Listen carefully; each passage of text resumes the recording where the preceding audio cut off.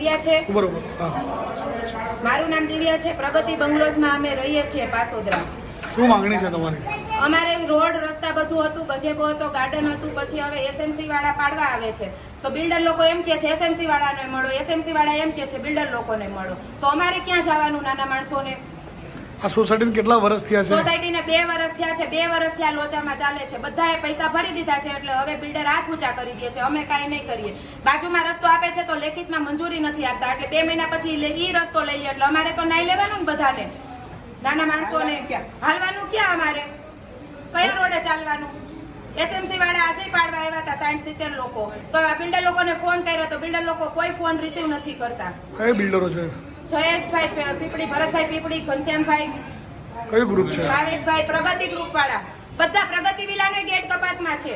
બધા આવા જ લોચા મારે છે આ બિલ્ડર લોકો.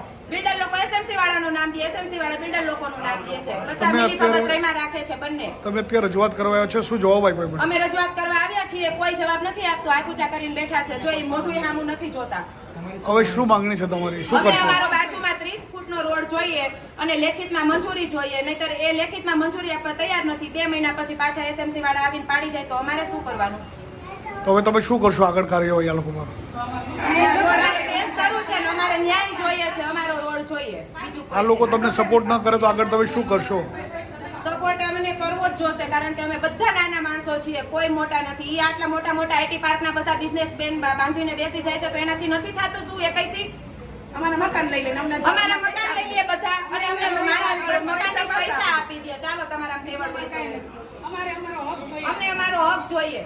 માપણી સીટ કહીએ છે એસએમસી વાળાને તો ઈ લોકો માપણી સીટ નથી આપતા. આ લોકો ધ્યાન નથી દેતા. આ લોકો બિલ્ડર લોકો કે એસએમસી માં જાઓ, એસએમસી વાળા કે બિલ્ડર લોકો પાસે જાઓ. તો અમારે શું કરવાનું? માથીમાં ધક્કા જ રાખવાના છે.